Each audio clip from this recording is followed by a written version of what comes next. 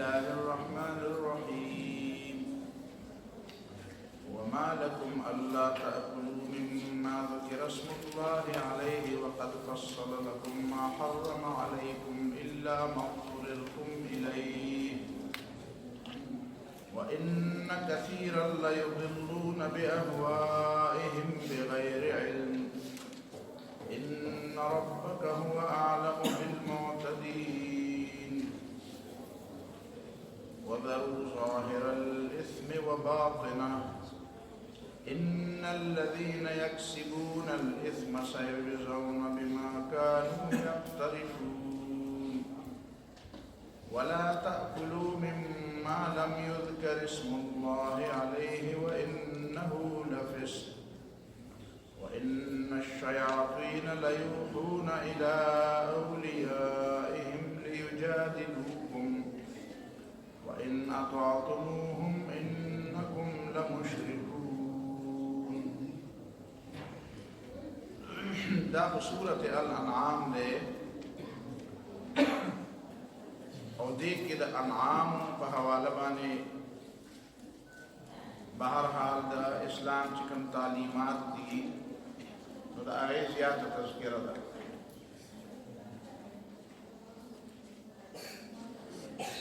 دا خوراک سٹاک سر متعلق بحثنا دا عام خلق دا سے غیر ضروری بحثنا اختاری یو پا دے وجہ خلقو تا غیر ضروری اختاری چی یو فرقہ یا یو مکتب فکر اگا دا دے چی دا خوراک سکاک سرا زیاد تعلق ساتل او دا خوراک سکاک سرا متعلق پر ضروریات پورا کول دا دنیا پرستی دا دنیا پرستی دا او دا اللہ تعالی رضا اگا وی پا دیکھ دا چی نفس دا مطالبی پاتے نکی نفس کشو بالکل چی خالص امرین و خیر دیسی و مرینی ملخلین وردن نکا زکا چی دا انسان دا روح و دا جسم مجموعہ دا او دا دی دوارا بمنز کی جنگ دے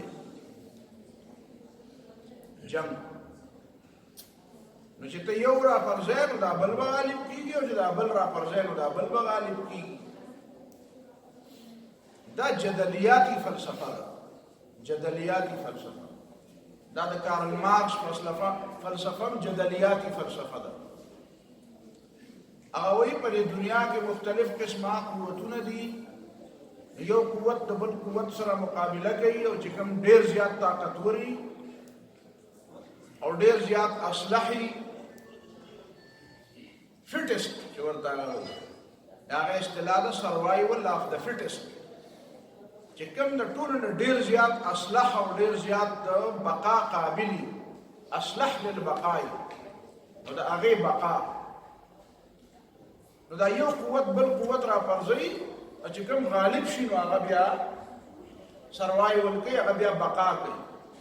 بیا یو مدپس بیا دا آغا پا مقابل کی بل قوت را پاس دیتا جدلیاتی فلسفہ ہوئی نو آغا کو بلے اجتماعیت کے دا جدلیاتی فلسفہ اپلائی کردی دا خدا چکم بدھ متوالا دی یا دا مذہب دا کم مکتب فکر دے جیرہ پنے انسان کی بھی یو جدل روان دے دا روح و دا جسم جگڑا دا نو دام جدلیاتی فلسفہ دا دا دی فلسفی نقصان دا دے چی دا انسان دا ذہن کے دا شیخی چی تا طول عمر پا جگڑے یا تاثر رسول پا جگڑے دا دی فلسفہ کے دا امن تصور نشتا دا فلسفہ چی دا دی معنی دا جی خلقو لأمن نور خلقو ذہن کے دا امن تصور نہیں اوی بس پا مخبا جگڑے یا با تچا سر جگڑا گیا یا با تاثر رسول جگڑا گیا نو اب اجتماعیت کے خودی وقتی زمان مقصود ندے اگا چکہ مدہ کارل مارکس فلسفہ دا خدا دا دی مذہب متعلق خبر کوما کہ وہی چی دا جسم او دا روح دا یو بل سرک پا مقابلہ کی دی ظاہر خبر دا چی جسم کمزور ہے کہ روح بلی مضبوط شی اور چی روح من کمزوری کې نو جسم به مضبوط شي، یا چې جسم مضبوط کې نو روح به کمزوری شي. نو هغې دا د خوراک کار دا خبرې چې دی دا د دین سره وایي د دې سمون نشته. ځکه به تاسو ګورئ زموږ په وطن کې بعضې داسې خلک دي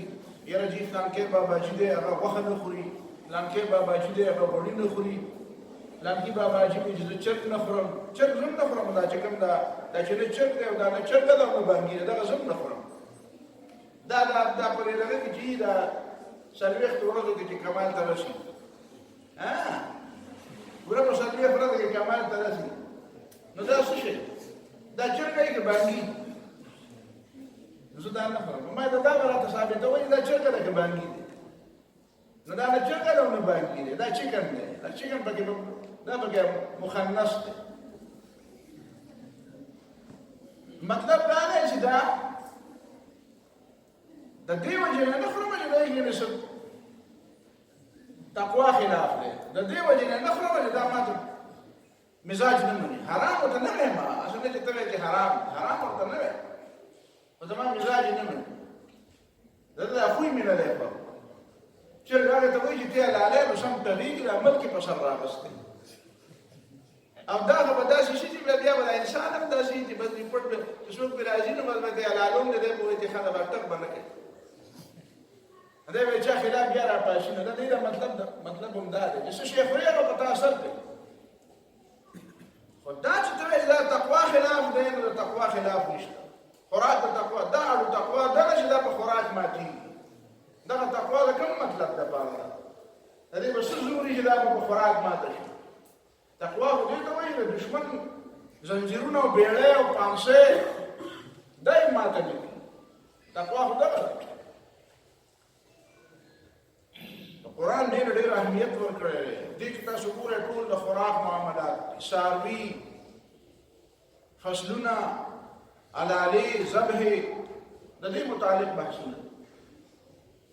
او دا د توحید سره تړلې خبرې دي. توحید سره ولې تړلې دي؟ نو په دوه درې وجو ورسره تړلې دي. یو خو دا ده چې انسان خوراک چې دی دا د سړي په اخلاقو، په کردار، په عمل، په رویه اثرانداز کېږي. خوراک په سړي په رویه اثرانداز کېږي. نو ډېر څیزونه الله تعالی حرام کړي دي. مې به ممکنه ده چې په هغې کې د الله تعالی حکمت دا وي چې د انسان رویه دې داسې نه شي لکه د درندګان. نهى رسول الله صلى الله عليه وسلم عن كل ذي ناب من السباع وعن كل ذي مخلب من الطير. نبی علیہ الصلوۃ والسلام د هغې څاروي یا ځناور د خوراک نه منع کړې ده چې کوم داړل کوي. داړې ورسره داړې دا مخامخ په دې باندې ښکار کوي، شی رانیسي. او ذي مخلب من الطير چې په پنجو باندې کومې مرغۍ ښکار کوي، دا بله مرغۍ رانیسي لکه دا باز او باښه او داسې او هغه په دې پنجو باندې راشلوي. نو دا راشلول چې دي دا خوی به بیا په تا کې راپیدا شي. دا درندګي ده. دې ته درنده وایي. درنده فارسی لفظ دی. درنده شلونکی. دربودن، دریدن د دې معنا ده شلول. خو چې کوم ځای نه راونیول هغه ځای نه راشلی نو دا ځکه حرام. اوس دې کې الله تعالی حکمتونه دي، نور به پکې څه حکمتونه دي. خو یو حکمت پکې دا ښکارېږي چې دا انسان کې بیا د درندګۍ دا خوی را پیدا کړي. ځکه خو الله تعالی د دې ذبح په وخت کې دا الله د نوم د اخیستو حکم کړی چې یو شی حلالۍ نو هغې باندې د الله تعالی نوم واله. د هغې دوه مطلبونه دي. یو خو دا چې د الله تعالی نوم پرې والې نو ستا د ذهن نه به دا تصور وځي چې دا چې زه په خپله خوښه حلالوم او دا زه حلالول کوم. نه دا خو د الله تعالی په وجه دا کار کوم، د الله تعالی په نوم دا کار کوم. یو دا مطلب. دویم مطلب به پکې دا وي چې زم ذي روح یم او دا هم ذي روح دی. نو ما له د خپل ځان دپاره د یو بل ذي روح ساه اخیستل او د هغه ژوند ختمول د دې حق نشته. او دا چې زه کوم او په ده چاړه راکاږم او دا بې ذکر راکاږم چې د الله تعالی نوم پرې علمه ده، خو الله تعالی ماته دا اجازه راکړې. نو چې زه بیا الله اکبر ویم نو دې معنا دا دا کار خو ما هسې وکړو، خو خو حقیقت کې خدا د الله تعالی په وجه به وکړو، د الله تعالی د نوم په وجه به وکړو، د الله نوم مې پرې واغوست. یا ښکار کې نو هغه پسې سپی ور پرېږدي یا باز ور پرېږدي یا په ګولۍ باندې ولي. ګولۍ کې خو د خلکو اختلاف دی بهرحال، نو هغې باندې الله اکبر وي. نو یو پکې دا مطلب د الله تعالی نوم پې یاد کړي. دوه مطلبونه تا ته معلوم. یو دا چې د الله نوم پې والې نو حقیقت کې ته درېنده نه شوې، ځکه چې تا خو د الله تعالی نوم واخیست او په هغه شي به یې نالې چې کوم شی الله تعالی حرام کړی. په خر به یې نالې، په خنزیر به یې نالې، په سپي به یې نالې، په ګیدړ به یې نالې. حلال دی، الله تعالی تعالی حلال کړی دی او د حلالۍ او د ذبحې په وخت کې بیا د الله تعالی نوم وایي. نو دې سره هغه د درندګۍ هغه تصور هغه ختم شي. نو دا د الله تعالی نظام دی چې دې کې تا لپاره دا خوراکونه جایز کړي. بل په دې کې حکمت دا دی چې د خوراک په وجه باندې د خوراک اخلاقي اثرات نور دي. اخلاقي اثرات انسان چې څه شی خوري دا موږ ته چې خوراک رامخې ته کېږي او په هغې په آدابو کې بسم الله شامله ده. بسم الله یو دا بنیادي خبره ده چې د بنیادي خبره خو پکې دا ده چې حلال دي که نه، چې حلال نه خو بیا بسم الله باندې خو کار نه کېږي. چې خوراک دې حلال نه نو بسم الله وایو که نه وایو خو حرام دی. خو چې حلال خوراک یې بیا هم د الله تعالی نوم اخلي. نو دې مطلب دا دی چې زما ضرورت الله تعالی پوره کړو. الله تعالی ما ته د دې خبرې اجازت راکړو چې مهربانه دی، رحمان دی، رحیم دی. نو زه دا شی ځکه خورم چې ما ته د دې اجازت الله تعالی کړی. دا نن چې دا خلک خوراک کوي او یاکلون کما تاکل الانعام والنار مثوی لهم، زناورو په شان کې خوراک کوي، داسې پرې ورمات شي. تاسو کتلي په دې پروګرامونو کې داسې پرې خوراک ورمات شي. نه چاته کلمه یادې ورغله خو په دې کې خیال کوي چې په دې پلیټ کې ښه زبردسته مساله ودرېږي. پردي کور شی یې نه پسې کوي، دونه راوالي چې بیا یې خوړی نه شي چې پکې ګوتې ولې راوړي او ضایع کړي. بسم الله خلکو نه هېره. نو دلته دا دویمه دې کې یو بنیادي وجه دا ده چې تاسو ته هغه خبره یاد وي نو بیا به په دې خبره پوهېږئ. شیطان د الله تعالی د حکم نه انکار چې آدم علیه السلام ته سجده وکړه. بیا د تورات نه د انجیل دا څلور واړه اناجیل چې دي دې کې یو خبره لیکلې شوې. لوقا، مرقس او یوحنا او دې کې دا متا دې کې دا خبره لیکلې شوې. امام عبدالکریم شهرستانی پر خپل کتاب الملل والنحل کې نقل کړی. دا هغه خبره مطلب دا دی چې دا وروسته چې څومره ګمراهي فرقې دي دا ټول د شیطان شاګردان دي.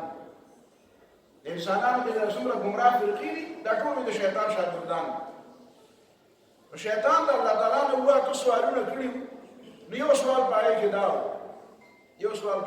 و چې د آدم علیه السلام خو ما د ده فضیلت نه منه، نو تا ما ته د ده خبرې ده ته وایي چې ده ته سجده وکړه. نو ما ستا سجدې نه خو انکار نه دی کړی. الله تعالی ته وایي که زما دا ګناه وي چې ما ویلي چې زه ستا نه بغیر بل چا ته سجده نه کوم نو بیا خو زه ګناهګار وم. خو ما خو ستا ته د سجدې نه انکار نه دی کړی، ما خو دې غیر الله ته د سجدې نه انکار کړی. دا آدم دی وایي ما خو د آدم ته د سجدې نه انکار کړی. نو ته د الله تعالی نه تپوس وکړه چې ولې د جنت نه راویستم. تاسو په خبره پوهېږئ؟ شیطان چې انکار وکړو نو د کومې سجدې نه وکړو؟ د الله تعالی په مخ کې د سجدې نه وکړو، د آدم علیه السلام په مخ کې. نو ما خو وایي چې لا اسجد الا لک، الله تعالی زه ستا نه بغیر بل چا په سجده نه وکړم. نو دا زما ګناه شوه. دې جواب باندې به ته هله پوهېږې چې ته کله په دې پوهېږې چې توحید څه ته وایي. دا چې موږ لګیا یو دا مازغم سر ته شنه کړه خپل چې توحید وپېژنه. توحید د الله تعالی حکم منلو ته. که د الله تعالی حکم دا وي چې ټول عمر یو بل ته سجدې کاڼي ته هم کوئ، بوټي ته هم کوئ، عمر ته هم کوئ، سپوږمۍ، که د الله تعالی دا حکم وی نو موږ به کولی که نه به کولی؟ او چې کولی مو نو بیا به موږ موحدین وو که مشرکین به وو؟ نو موحد خدای وایي دې ته وایي چې صرف یو خدای ته سجده کوي. نو دا خو بیا شیطان هم موحد دی. ځکه چې یو خدای ته سجده کوي چې خدای ورته ویې وایي نو چاته نه دا توحید نه دی دا توحید معنا دا نه جوړه کړې توحید دې ته وایي یوازې د الله تعالی حکم منې نو که دا حکم دی چې ما ته سجده وکړه نو الله ته وکړه که دا حکم دی چې آدم ته وکړه نو آدم ته وکړه او که دا حکم دی چې خاوند ته وکړه نو خاوند ته وکړه او که دا حکم دی چې ښځې ته وکړه نو ښځې ته وکړه دا به د الله تعالی حکم دی دا به د پیغمبر حکم دی دا به توحید دی نو هغه قسمه تصور ته دی دا مخکې چې تا ویلي دي که نه وإن تطع أكثر من في الأرض يضلوك عن سبيل الله إن يتبعون إلا الظن وإن هم إلا يخرصون كده أكثرية اتباع الأمر مخاطب دا أكثرية ولا داوي أنت النبي عليه الصلاة والسلام بمخيم داوي چې الله تعالی ملکی نو تاسو یې نه خورئ او چې تاسو یې ملکی نو بیا یې خورئ وایي دا تاسو څنګه مسلمانان که تاسو الله تعالی منلی نو چې الله تعالی کوم شی مړ یعنې مردار شي چې موږ ته مردار وو چې الله تعالی داسې په خپله مړ کي داسې ټکوي او مړ شي نو پکار دا وه چې دا وخورې ځکه د الله تعالی وجلی دی او چې ته پې چاله راکاږي او د الله نوم پې والې بسم الله دا خو دا مړ نو دا تاسو عجیبه مسلمانان یې چې الله تعالی منی چې الله تعالی یې مړ کي نو هغه خورئ نه خورئ او چې په خپله یې مړ کړي دا خو دا خبره الټه پکار ده دا هغه تصور دی چې کوم تصور د شیطان همدغه تصور په خلکو کې عام شوی دی ځکه چې ان یتبعون الا الظن وان هم الا یخرصون هغه د علم اتباع نه کوي هغه د ګمان اتباع کوي او دا ګمان دی دا علم نه دی د کومې خبرې په بنیاد چې دی دا خبره کوي چې الله تعالی یې وژني نو دا خوړل جوړ توحید دی دا خوړل مسلماني ده مؤمنه د ایمان دی او چې ټیم مړ کې نو دا خو شرک دی نو دا خبره د علم نه ده دا خبره د وهم او د ګمان او د اټکل ده د دواړو خبرو کې ډېر زیات مناسبت دی نو الله تعالی هغه خبره کوي چې دا د شیطان شاګردان تا دا خبرې کوي شیطانان یو بل ته دا خبرې کوي خو د دې خبره به نه مني فکلوا مما ذکر اسم الله علیه چې د الله نوم په یاد شي دا خورئ نو وجه څه ده وجه ښکاره ده وجه ښکاره ده دا چې څوک د الله تعالی په نوم چې الله تعالی راته وایي دا خورم نو دا خورم چې وایي دا مه خورم دا نه خورم مؤمن دې ته وایي مؤمن دې ته نه وایي د الله تعالی په باره کې به د ځان څه کیسه جوړوي په خپل ذهن نه به وایي چې دا کار د مسلمانۍ دی او دا کار د یار کې زما عقل به داسې وایي چې دا کار د مسلمانۍ دی او دا کار د مسلمانۍ نه دی نو که ستا په عقل باندې مسلماني معلومولی شوې نو بیا پیغمبرانو ته حاجت نه و بیا کتابونو ته حاجت نه و چې په عقل چا معلومولی شوې په کار یې په عقل باندې د غټو غټو خلکو چې دا ځان ته ډېر غټ خلک وي دا یونانیان او دا مغربیان تاسو ته ما دا خبره مخکې هم کړې وه چې ما د انګرېز نه تپوس وکړم او ته خوراک په کوم لاس کړې ډوډۍ په کوم لاس وایي چې په کوم لاس مې وخوړه ما یې ته استنجا او صفایي په کوم لاس کې وایي چې په کوم لاس مې وکړه نو ما یې داس ښه کار نه دی چې په کوم لاس دې اوس استنجا وکړه په هغه لاس خولې له وړې وایي کار اوس کار نو مې دا ولیکل وایي ته څنګه کوې ما یې زه همیشه په ښي لاس ډوډۍ خورم او په بس لاس باندې صفایي کړم مېمانو دا تپوس وکړې دا چل ما ته چا ښودلی دی دا ما په خپله یې زده کړی نو ما ته چا ښودلی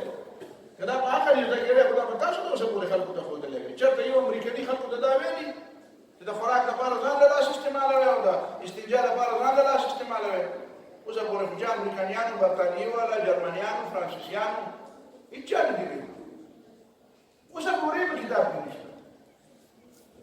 نو دا نبی علیه الصلاة والسلام بیا دا خبرې په وحي معلومې دا په عقل نه معلومېږي په عقل معلومېدل دا ډېر زیات هوښیاران دي چې دا دومره وړه خبره په عقل نه معلومېږي نو غټې غټې خبرې به په عقل څنګه معلومې شي او ډېر د معیشت خبرې او د خاندانونو خبرې او د حرامو حلالو خبرې او د فیصلو خبرې او د سیاسیاتو او د حکومت خبرې او دا ډېرې غټې غټې خبرې دي نو دا په عقل څنګه معلومېږي دا به د پیغمبر نه معلومېږي نو دا مطلب شو فکلوا مما ذکر اسم الله علیه ان کنتم بآیاته مؤمنین ایمان دغه ته نه وایي ځانه کیسه جوړه کړي دا باغین به موږ له ځانه جوړو. تا ته ما وایي مذهب د مذهب خبره جګړه نه ده، د مذهب د قوت جګړه. جګړه په دې کې ده چې مذهب به با اختیاري که نه، دین به با اختیاري که به نه. همیشه جګړه ده په دې پاتې شوې ده، په دې جګړه نه ده پاتې شوې چې مذهب به یې که به نه. مذهب به د فرعون هم و چې عمله ورته وي چې أتذر موسى وقومه ليفسدوا في الأرض ويذرك وآلهتك. تدا موسى عليه الصلاة والسلام پریدی او دا قوم پریدی چې فساد وکړي، ويذرك او تان لمني، ويذرك وآلهتك او ستا خدایان لمني. سلم ډېر مذهبي هغه و، خو هغه د مذهب هغه قوت او اقتدار یې نه مني. هغه په خپله وایي زه قوت یم، زه قانون یم، زه ضابطه یم، حرام او حلال به زه مقرروم. او بل ورته تا ته وایي چې ابوجهل هم منم، ولې هغې چې بیت الله ته ورته نو بیت الله کې به کېناستو، جرګې به یې نه کولې، طوافونه به یې نه کول، حاجیانو ته به یې ډوډۍ نه ورکوله. دا کارونه خو هغې کوي. دا حضرت عباس رضی اللہ تعالیٰ عنہ چې په جنگ بدر کې ګیر شو، نو جنگ بدر کې نو بیا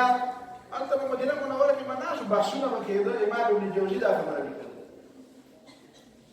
نو حضرت علي رضی الله تعالی عنہ یو ځای ډېر زیات اشاره کړو، ډېر زیاتې ملامته کړه، ډېر زیاتې ملامته چې ډېر زیاتې ملامته کړه. دا حضرت عباس رضی الله تعالی عنہ ورته وایي وتذكرون مساوينا ولا تذكرون محاسننا. وزمون بد وایي او زمون ښه نه وایي. فکار دا چې زمون بد وایي نو لږ پکې ښه ووایي. حضرت علي ورته داسې په تعجب ګوري، وایي الکم محاسن، وایي تاسو دا ښه کوئ، تاسو دا ښه کوئ شته. وایي او نه وایي نشته، وایي څه دي؟ وایي دا موږ حاجیانو له اوبه ورکوو، ستوانو له ورکوو، د بیت الله خدمت کوو، د بیت الله له خلافو او دا اوبه ورکوو حاجیانو له. نو دا موږ د بیت الله خدمت کوو، د خدای د کور خدمت کوو، د حاجیانو خدمت. دا خدمت دا ښه کار نه دی. نو دې باندې الله تعالی نبي علیه السلام باندې آیات نازل کړ چې اجعلتم سقاية الحاج وعمارة المسجد الحرام كمن آمن بالله واليوم الآخر وجاهد في سبيل الله لا يستوون عند الله. تاسو حاجیانو له اوبه ورکړئ او جومات جوړوئ، نو دا داسې نه لکه ایمان چې راوړي او جهاد چې کوي. دا د ایمان او د جهاد په شان دي. دا د ایمان او جهاد نه بعد ښه کارونه دي. د ایمان او جهاد په مقابله کې ښه کارونه نه دي. ایمان راوړی، جهاد وکړه، بیا دا کارونه کوئ، نو بیا دا د نیکۍ کار دی. خو د ایمان نه بغیر دا د نیکۍ کار نه دی، او د ایمان نه بعد د جهاد نه بغیر هم دا د نیکۍ کار دی. نو دې خلکو په ذهن کې دا خبره نه په عقل نه معلومېږي، او نه د دې ته نیکي ویلی کېږي چې دا ته څه کوي. وما لكم ألا تأكلوا مما ذكر اسم الله عليه. او دا څه شوي دي چې تاسو نه خورئ هغه څه چې الله تعالی نوم پې یاد شوی. وقد فسر لكم ما حرم عليكم إلا ما اضطررتم إليه. دینه مخکې خو الله تعالی تاسو ته سورة النحل کې دا ویلي، سورة النحل آیت نمبر 115 کې دا خبره دینه پته ولګېده چې دا سورة انعام نه مخکې سورة النحل نازل شوې. وإن كثيرا ليضلون بأهوائهم بغير علم. دا خواهشات دي چې دا تاسو وایي، دا دین نه دی. بیا ورته وروسته وایي وذروا ظاهر الإثم وباطنه. پرېږدئ ښکاره ګناه او پټه ګناه. ښکاره ګناه دې ته وایي چې د لاسو پښو باندې په عمل په ژبه په دې ښکاري، او پټه ګناه دې ته وایي چې په زړه کې دننه د زړه ګناه هم شته، لکه حسد دی، بغض دی، نور بیدیني ده، بد عقیدګي ده. او د ظاهر ګناه خو ته پېژنې د لاس او دا معنا هم د ظاهر الاسم و باطنه چې ظاهر ګناه پرېږدی، لکه په ډاګه دا خلک چې څه کومه بې حیایي کوي، او پټ معنا دا ده چې په ګوټونو کې ناستې وکوي، پټو پټو ځایونو کې ناستې وکوي. دا ټول بیا وروسته فرمایي ولا تأکلوا مما لم یذکر اسم الله علیه وانه لفسق. مخوره هغه شی چې د الله تعالی نوم په نه یاد شوی ځکه چې دا نافرمانی ده او دا ګناه ده مطلب دا دی د ذبح په وخت کې په الله تعالی نوم نه یاد شوی نو دا مخوره دې باندې بیا وروسته ائمو اختلاف دی چې مسلمان وکي او قصدن نه پرېښودی امام شافعي رحمه الله وایي خیر دی که خطا شو بلکې هغه وایي چې قصدن پرېږدي نو هم ټیک ده قصدن به بسم الله مؤمني وایي چې دې یادونه خو د الله نوم به یادو امام ابو حنیفه رحمه الله او بعض نور حضرات هم پکې دي چې نه قصدن چې پرېښودی شو مخوره ځکه د دې آیت په مطلب بیا څه چې ولا تاكلوا مما لم يذكر اسم الله عليه دې آیت مطلب بیا څه شو البته نسیان او خطا ده حدیث په وجه باندې هغه معاف ده نو د هغې مصداق دا شو چې دا کلوه فإن تسمیة الله في قلب كل امرئ مسلم چې کوم حدیث په اصول شاشي کې تا نقل کړی دی نو د هغې مطلب به وایي دا دی چې دا مضبوط التسمیه خطأ چې سړي نه هېر شي هغه جدا بحث دی دلته هغه بحث مراد نه دی مطلب دا دی چې د جاهلانو چې کومه طریقه وه چې د الله نوم په یاد شي نو هغه مه خورئ نو دا غي جواب وکړو چې نه دا خوري دا الله نوم بیا چې دا خوري وان الشياطين ليوحون الى اوليائهم ليجادلوكم وشيطانان اشاره کوي خپل ملګرو ته او دوستانو ته دوستان دا د دوست کې ډېر زیات شي عام دي دا په عیسایانو کې دا عام دي سنت فرانسیس او سنت ماري او سنت فرانس په نومونو باندې سکولونه هم دي کالجونه دي نو دا دی بعضې خلکو دا دوست کې ډېر زیات ولي نو قرآن هم دغه ولي وایي پوهېږې په اشاراتو باندې دوست دې دوستانو ته دا شیطانان په زړه کې خبرې ورچوي ولې ورته ورچوي لیجادلوکم چې تاسو سره په جګړه وي او په دې پرون بحث تېر شوی وان اطعتموهم انکم لمشرکون تاسو د دې خلکو اطاعت وکړو د دې شیطانانو د دې دوستانو نو انکم لمشرکون یقینا تاسو به بیا مشرکان یې دې باندې پرون تا ته پوره بحث تېر شوی چې په اطاعت د غیر الله باندې د شرک اطلاق مطلقا اطاعت د غیر الله شرک او کوم خلکو چې دا ویلو چې اطاعت د غیر الله په هغه وخت کې شرک دی چې کله دا غیر الله ته د غیبي قوت مالک ګڼې نو تا ته ما دوه دلیلونه ویلي چې چا د فرعون اطاعت کو نو ولې هغه فرعون د غیبي قوت مالک ګڼلی او چې څوک د ابلیس اطاعت کوي نو ولې هغه ابلیس د غیبي قوت مالک ګڼي دا پکې نشته دا شرطونه پکې ته لګي قرآن خو صفا ویلي دي هغه اطاعت چې د الله تعالی د سند نه آزاد دي د الله تعالی د سند نه آزاد نو دا اطاعت شرک انکم لمشرکون یقینا تاسو مشرکان تفسیر قرطبی او امام بغوی په معالم التنزیل عبارت دلته ما نقل کړی دی چې دلت الآیت دا آیت صفا خبره ده کوي دلالت کوي په دې خبره چې ان من استحل شيئا مما حرمه الله تعالی صار به مشرکا چې کوم شی الله تعالی حرام کړی دی او دې حلالوي نو دا یقینا په دې باندې مشرک کیږي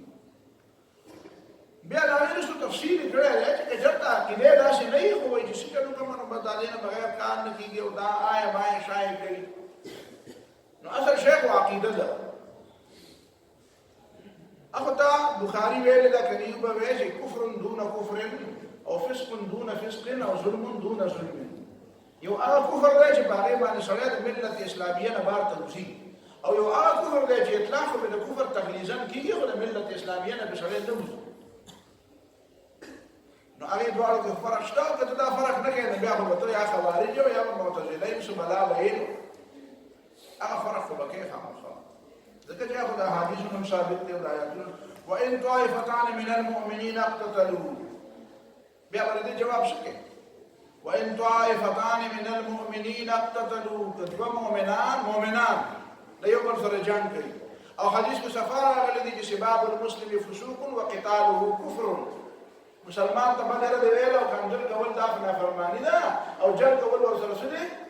کفر دی یو طرف ته حدیث وی کفر دی او بل طرف ته قرآن وی وان طائفتان من المؤمنین مؤمنان ورته او اقتتلوا فاصلحوا بينهما وانما المؤمنون اخوه فاصلحوا بين اخواتكم. جنگ کوي او د باوجود ورته مؤمنان هم وي. نو ته به څه وایې؟ آیت ته به انکار کوي، حدیث ته به انکار کوي. نو انکار به یو ډول مه کوه، خو په دې ځان پوه کړه چې هلته د کفر نه مراد کفر تغلیظا دی. کفر دونه دا هغه کفر نه دی چې کوم سړی د ایمان نه وباسي. ان يسير الرياء شرك. دا ټولې خبرې پکې د دې لپاره ده. وان اطعتموهم انكم لمشركون. رستو بیا یو بل خبره کوي، دا ټولې خبرې خو نه وایو، خیر نن درس عام عوامي متخذین هم وایو. او من كان ميتا فاحييناه وجعلنا له نورا. آیا هغه څوک چې مړو نو موږ راژوندی کړو، مړو نو موږ راژوندی کړو،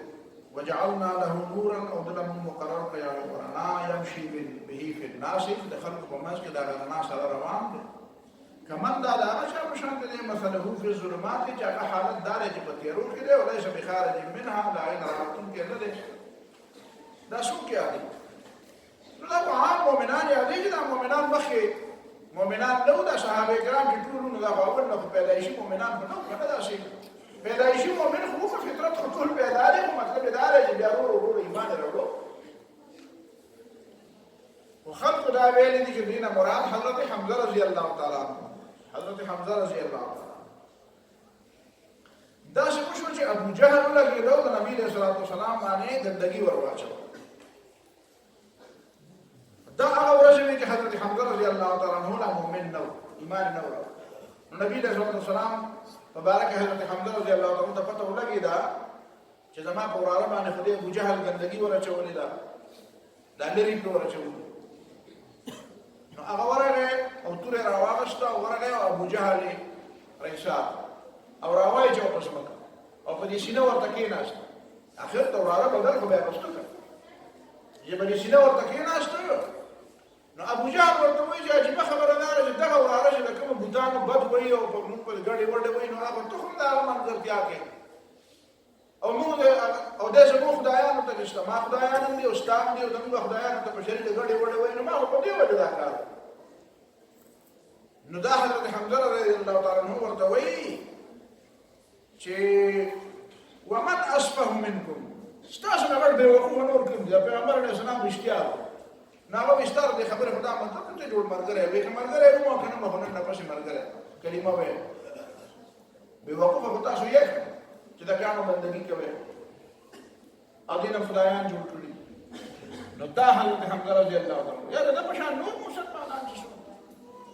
ټول ته نه مراد. اوس دا خبره چې کانه میتا فاحییناه، دی خو وایي چې دی ذی حیات ته صرف څه وایي؟ انسان. لکه پخوا چې منطقیان وایي چې دا حیوان ناطق ته انسان، یا دا اوسني دی وایي چې دا سوشل انیمل. دا د زوالوجي او د میډیکل ساینس په ژبه کې خبرې نه کوي. قرآن وایي چې هغه انسان چې انسانیت یې نه زده کړی، نو دی په ظاهر باندې ستا د زوالوجي او د علم الحیات په اصطلاح کې خدای ژوندی دی، خو د اسلام په اصطلاح کې دا مړ دی. او من کان میتا، خیر دی که زوالوجي او علم الحیات ورته څه وایي، هغه ورته ژوندی وایي. قرآن د علم الحیات په ژبه کې خبرې نه کوي. نو او من کان میتا، دی په ظاهر حرکت هم کوي، خبرې هم کوي، کېدای شي غټې غټې فلسفې به جنګوي را جنګوي، لیکل به کوي، خو دا میت هم دا مړ دی. میت او میت دلته یې ورته میته نوم ونه وی، میت یې ورته نوم. د دې میت او د میت په منځ کې هم پخوا علماو فرق کړی دا چې یو د بل په ځای استعمالېږي. وتسألني تفسیر میت و میت فدونك قد فسرت إن كنت تعقل فمن كان ذا روح فذلك ميت وما الميت إلا من إلى القبر يحمل. چې ژوندی او مړي به نو ده ته میت وایي. إنك ميت وإنهم ميتون. نبی علیہ السلام اذا آیات نازل شو بعد وقت په نبی علیہ السلام حیات به مرتبه انك میت مطلب دا دی چې مریبا وانهم میتون او میت چاته وي وما الميت الا من الى القبر يحمل میت ته ته وي چې په جنازه دی اغشته او بریلې اوري دې ته میت پتا ته پتا ته چې میت میت په ځای او میت میت ذکر کیږي او باب جنازه الميت جنازه الميت دې ته نه وي جنازه د ژوندۍ خو د مړي جنازه چې مړ شي خو دلته دا لفظ میت نه ویل دا مبالغه چې بالکل چې ستا په یقین راغلی چې دا مړ دا هغه مړ نه دی چې ګینې مري به دا هغه مړ دی چې په رښتیا مړ او من کان میتا فاحییناه دلته موت و حیات نه مراد روحاني موت و حیات دی اسلام دا ژوند دی او کفر مرګ او په آخرت کې هم بیا د مرګ ارمان هم کوي خو مرګ به نه وي ويا ليتني كنت ترابا وكذلك جعلنا في كل قرية أكابر مجرميها ليمكروا فيها وما يمكرون إلا بأنفسهم وما يشعرون سنجي الله تعالى مخدة تاريخ وكذلك جعلنا لكل نبي عدوا شياطين الإنس والجن يوحي بعضهم إلى بعض زخرف القول غرورا ده هر پیغمبر د پاره الله تعالی او د هر نبی د پاره الله تعالی دشمنان مقرر کړی چې څوک د انبیانو د وراثت دا کار خپلوي نو د هغه هم دشمنان دي دشمنان یې مختلفې طریقې دي په کومه طریقه به دشمني کوي څوک به پروپاګاندا کوي څوک به بل څه کوي څوک به بل څه کوي د چا به د ژبې وس کېږي لا يضركم الا اذى څوک به تا نور څه تاثر کوي به ذهني تکلیف به درکوي څوک به پروپاګاندا کوي څوک به څوک سره پیړه جنگ جګړه کوي څوک به بل څه کوي څوک به د لارې باندې نیسي رانیسي څوک به د خلک منې کوي چې هلکه مه ورځئ دلته ما وری هغه بیا مختلفې طریقې دي څوک به سره بالکل میدان کې راوځي جنګ به کوي خو به هر حال دا خبره د دې لازمه ده وكذلك جعلنا في كل قرية أكابر مجرميها او دا اکابر مجرمان دي دا ملک نه دي سرداران دا چې د ځان ته خیال لري چې زه به سرداري کوم دا اصل کې مجرمان او تا د مخکې دا خبره شوې وه چې د هر پیغمبر مقابله چا کړې ده قال الملأ سورة اعراف وایه چې پیغمبر خبره کوي نو سردارانو ته مخې ته راوځي دا ولې پیغمبر خو داسې نه وایي چې د سردارانو مخالف او پیغمبر په دې خبره باندې چې هغه سردار پوه شي چې دا قوت غواړي دا غلبه غواړي دا اختیارات غواړي نو هغه وایي چې دا خو ما چلنج کوي دا خو زما نه دی اختیارات دي نو که دا فرض که نه وی نو بیا به ورته پیغمبر ویلی چې یا ملعه یا سردار صاحب دا ته ولې سردار ملک بادشاه درباري هر څه به دا شي نو ورته به ویل چې ته ولې خامخا خفه شوې ما خو تا ته څه نه دي ویلي ما پاشي په جماعت کې درسونه کوم دا بازونه نصیحتونه کوم دمونه تعویضونه نور به زموږ سره څه کار نشته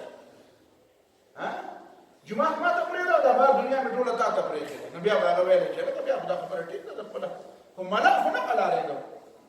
او خو بار بار راته وي وكذلك جعلنا في كل قرية أكابر مجرميها دا مجرمان چې موږ مقرر کړي په هر علاقه کې نو هغه د علاقې اکابر دي اکابر معنا دا ده چې هغه ځان ته دا خیال دی چې زه به په دې علاقه کې به سرداري او بادشاهي او تړل پرانستل دا به زما په اختیار کې نو هغه د پیغمبر خبره بیا په ځان ګڼي چې دا خو ما چلنج کوي دا خو زما نه اختیارات اخلي او ليمكروا فيها او جعلنا الله تعالی دا زما نظام دی دا دنیا نظام داسې چلوم چې داسې به وي ستیز کار رہا ہے اگر ستائم روز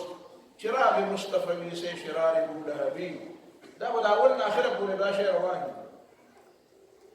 دا مومن پلاس کی وشراغی اب رنا خوری او دے بس پرگئی راٹی و اوور باورتا کی دے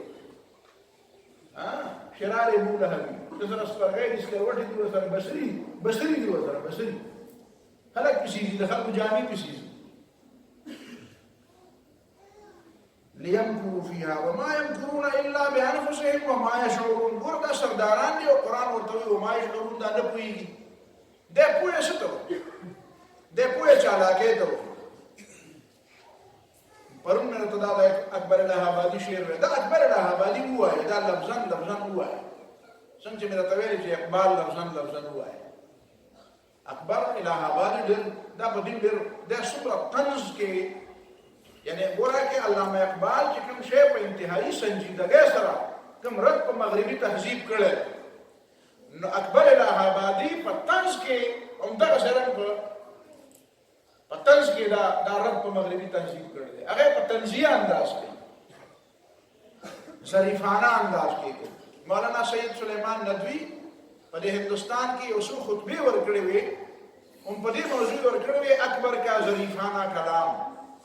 دا اکبر کلام چې هغه ډېر زیات ظرافت دی ډېر زیات طنز دی پکې په دې یو څو خطبې ورکړې دې کتاب په ډېر زیات ګرځېدم بیا مې په ډاکټر حمید الله لایبرری کې پیدا کې اسلام آباد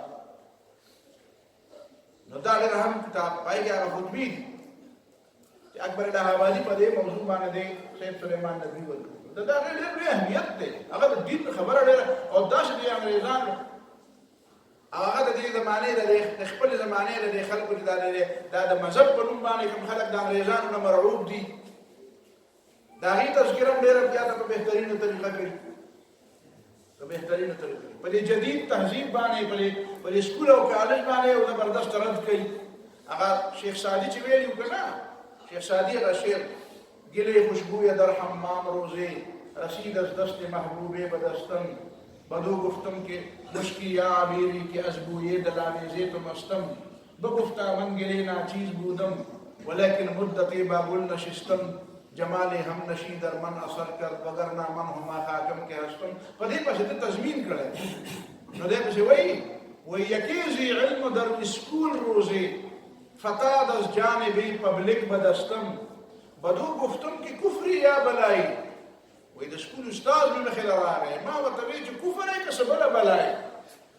که پیش اعتقاداتي تو پښتون دا ستا څنګه عقیده ده ما له خو ستا جواب ته راځي ستا څه چلو کوم بگفتا مسلم مقبول بودم ولیکن عمر با ټیچر نشستم وی زه خو صحیح مسلمان وم خو څه موده مې د ټیچر په تربیت کې تېره کړه نو جمال ټیچران در من اثر کرد وگرنه من هما مسلم کې هستم وی دا خو دغه ټیچرانو اثر دی چې در مانه بلا جوړه شوه که نه زه خو هغه پخوانی صحیح مسلمان یم صحیح مسلمان دا هغه طنز کوي په دې خلکو باندې په طنز په طریقه باندې شیخ سدھارے کعبہ کو ہم انگلستان دیکھیں گے وہ دیکھے خدا وہ دیکھے گھر خدا کا ہم خدا کی شان دیکھیں گے دا طنز کوي ډېر زبردست په انداز کې طنز کوي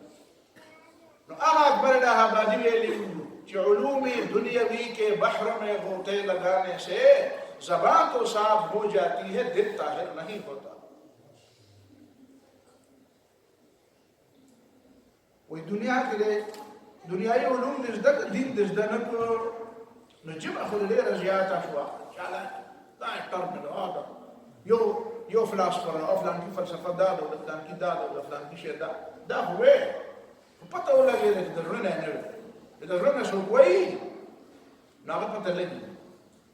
تا هغه د زړه ورکړی ستا زړه پاک نه دی ستا پاکه خبره په تا اثر نه کوي په تا باندې دا ګنده خبرې اثر ګنده خبره د دماغو ته پرېوځي پاکه خبره د دماغو ته نه پرېوځي دا نو دا وایي وما یمکرون الا بانفسهم دي سازشونه کوي خو د خپل ځان خلاف دي وما یشعرون او پته مو ته نشته چالاکی جدا شي نه پوهه جدا شي دا پوهه نه دی دا چالاک دی تا د ښکاري جدا کې بارسه پوهه تا د ښکاري جدا بارسه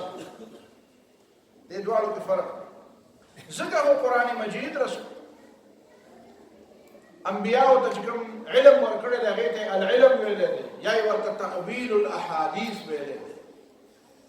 او دې بیا ولګي د تعویل الاحاديث ترجمه سره خوبونه خوبونه خدای یو جزء تعویل الاحاديث خوبونه دی وایي نه وایي تعویل الاحاديث دې ته وایي چې د خبرې مطلب ته راشي فهم د تملاوي خبرې ته ته راشي سرسری او سطحي نه دی سطحي نه دا خلک په دې پورې خندا کې په خوا به انګريز راغلی او خلکو پر شپ په دیوال سپیا کې خولي وی هغه انګريز به وی چې زه په دې باندې خپل خبر د سونه مدینه سوچ کوم چې دا مې خبرې دیوال ته څنګه خطرې وي سپیا چې په دې نه کار نه کوي په دې نه عقل بالکل تا خبر ورته چاوي وی چینیانو کې یو سره ډېر لوی ماهر وي هغه چې دا پاکستانیان چې دا زلوبې په خې زه په دې حیران چې په دې زلوبې کې دنه دا تیل په کې دنه څنګه ورکړي دا په کې پسې هند ورکړي دا چې عقل میکار نه کې دا څنګه چې په دې زلوبو کې دا تیل دا په کې څنګه نو دا ماشي خبرې دي په خوا کې فلسفي کې چا ویل چې منکر سنت منکر حدیث او منکر سنت د خدای نه منکرو نو هغه دا چې ناس وټړې لګولې او بل دا چې ونه ولا عام ونه اولاد دې کتل نو کدو کمزورې بوډه نو هغه دومره پټ منګې نیولې او عام ګډر مضبوطه ونه نو ډېر دنګه دا نو هغه دونه نامونه نیولې نو دې وسوي چې دا مسلمانان وایي چې دا خدای پاک دا څه کوي نو چې خدای پاک دا څه کولای نو پکار دا ولې دې غټي ونه له دا دونه غټ منګي ورکړي او دې کمزورې کدلې دا واړه مال نو دا بسټیک په نو دا څنګه طریقه وای دا مناسبه طریقه نه دا به دې سره مناسبت نشته نو دې کې یو عام ځکه کې مرګای په شوکا نو ټاټ دې په پلیګنجي سره دا پرې چې را پرې وته اخر د پوندو نه ځای راغی وای خلک دا داسې منګې نو وای دا دې منګې دی ولې وای دا ما په ډېره لا فکرې نو دا نه پوهیږي دا نه بعد پوهیږي دا په خدای اعتراض کوي خدای اعتراض وما يشعرون دي كأقل نشتا وإذا جاءتهم آية قالوا لن نؤمن حتى نؤتى مثل ما أوتي رسول الله دې د مکې خلکو په وجه مونږ د معجزې ملاوي شي مونږ د پیغمبرانو د جبريل یو ځل زموږ کرام راشي کنه اللهم